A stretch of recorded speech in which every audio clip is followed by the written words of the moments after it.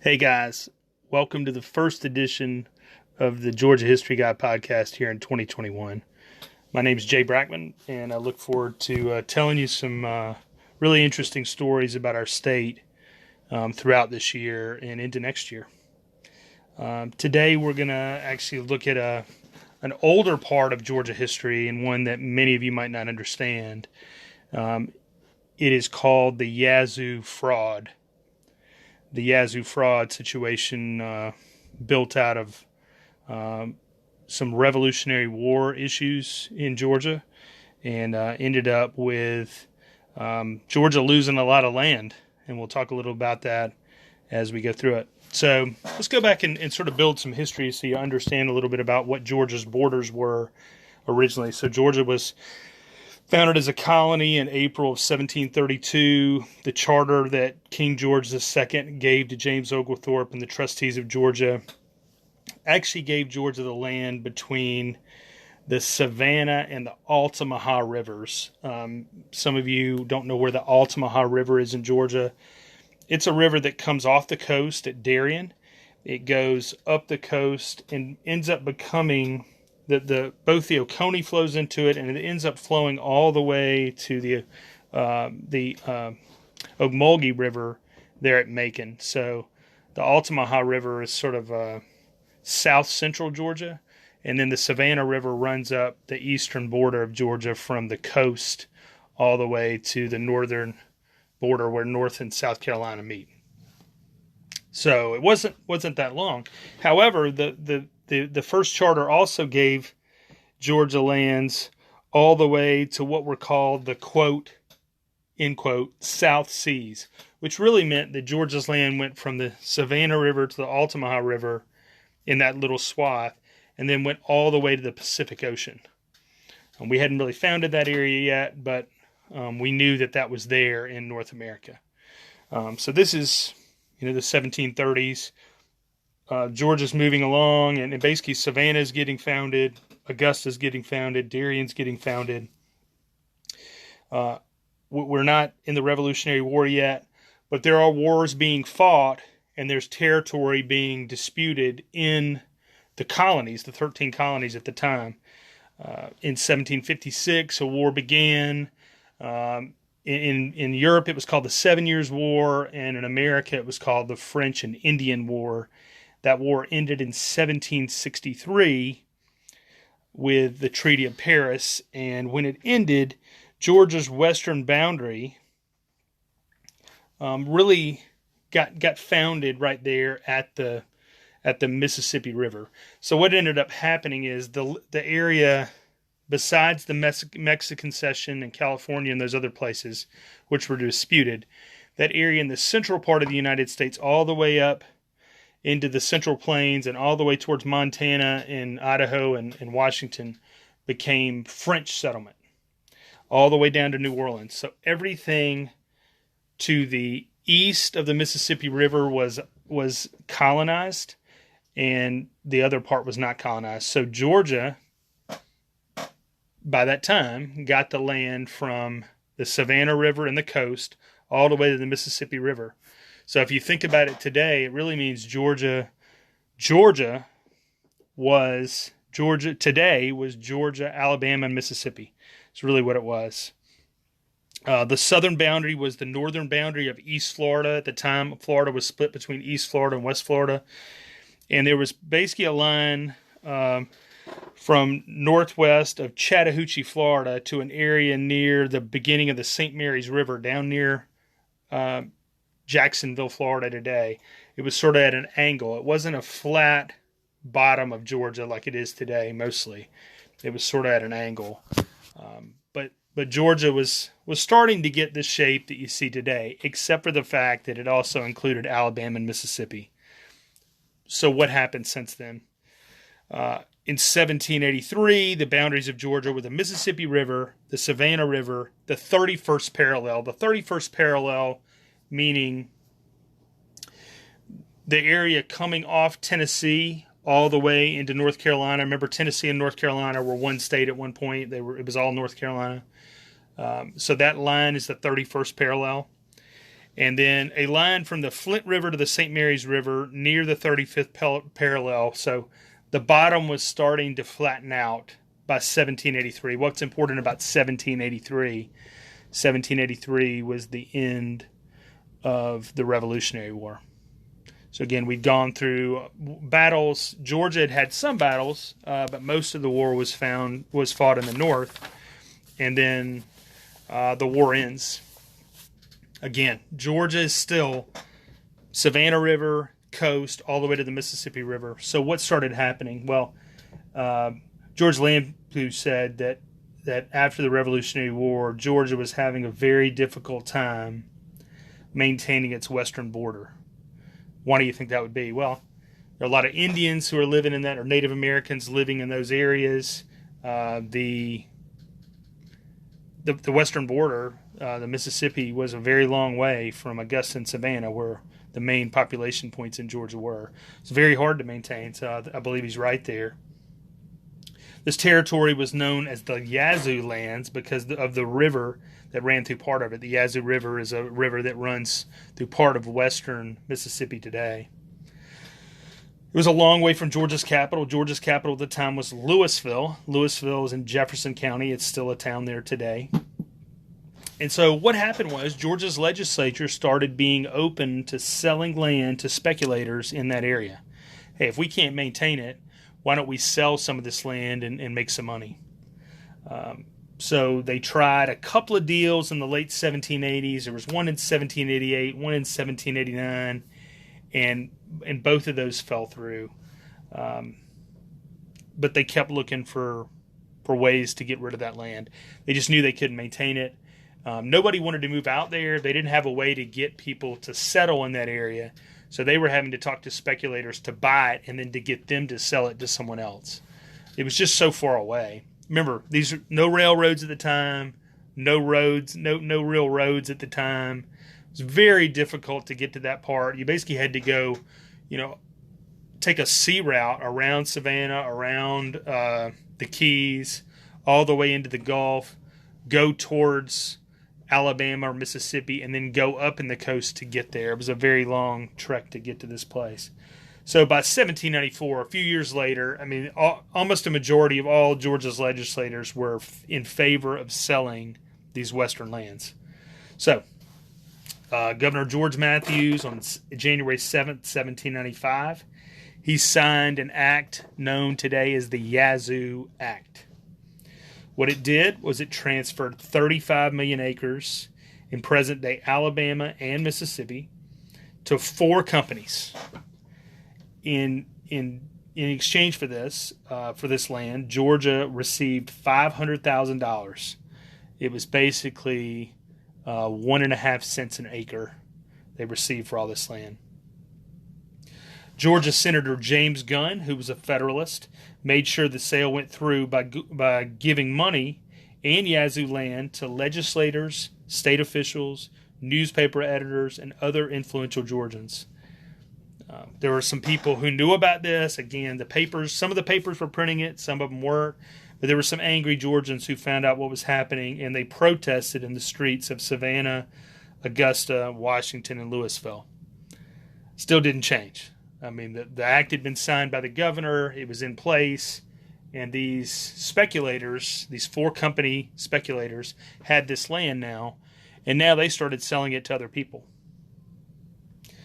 At the time, one of our senators was a guy named James Jackson. He was a Jeffersonian Republican, and he was in the United States Senate. And he, again, our government at the time was not in Washington. It was actually in New York City.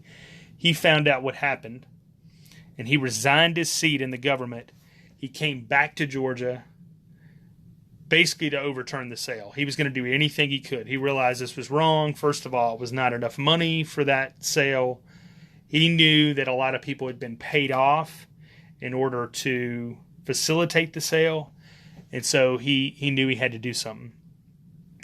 So he came back and he worked a lot of back chambers with people he knew. He was very influential. He talked with newspaper editors. He talked with very influential people in the state.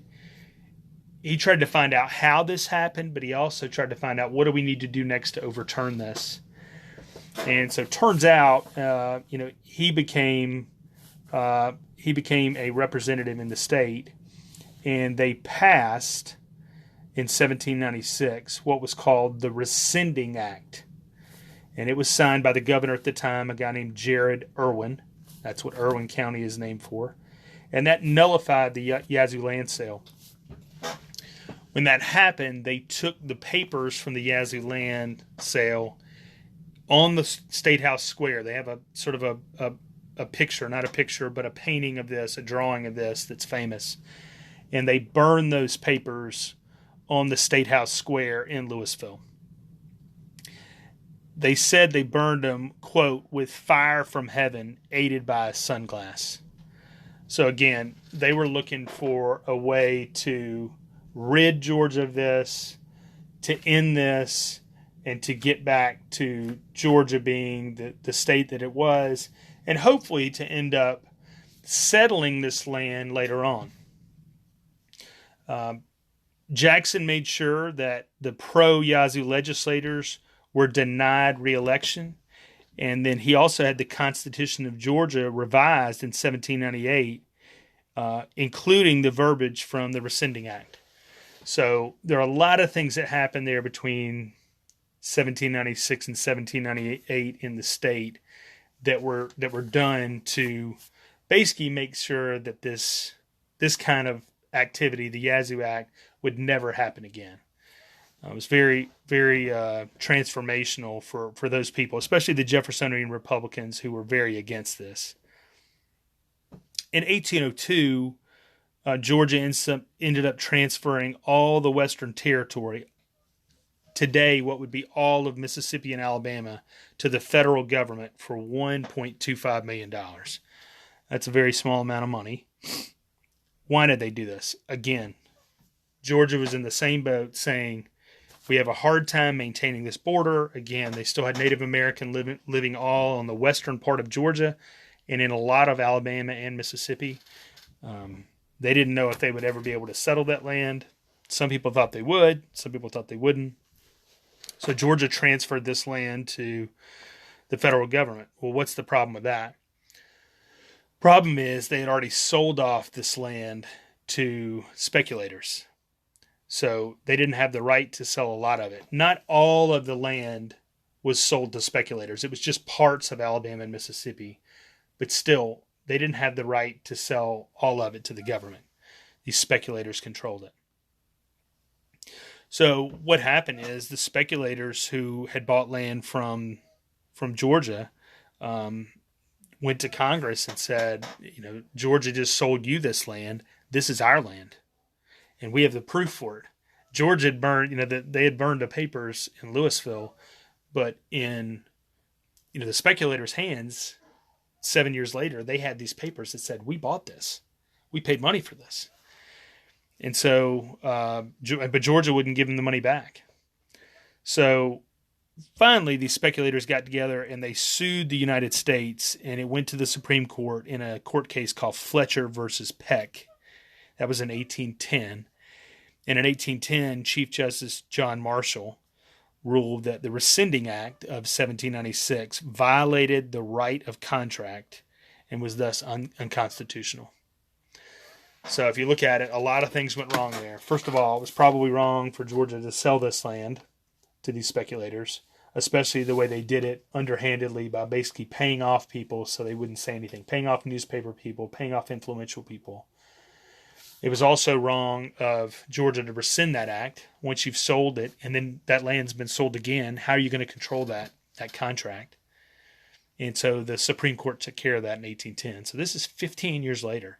So you think about these speculators. These speculators have sold this land. Some of them may have passed away. They're long gone. And now you have the people, the second and third parties who now own the land saying, well, is this my land or is this the state's land? I mean, I have proof that I paid for it. So what happened is in 1814, 4 years later, again, a lot of this is going on. This is the time, but there's no phones. There's only letters being sent back and forth, and it takes a long time to send a letter and return a letter. So in 1814, finally, the United States Congress provided $5 million to all the claimants. So there are a lot of people out there saying, well, I deserve land. I deserve money for this. I paid for this land. I've even settled this land. I have a little settlement here. I've got improved buildings that I built. What do I do? And so the Congress provided this.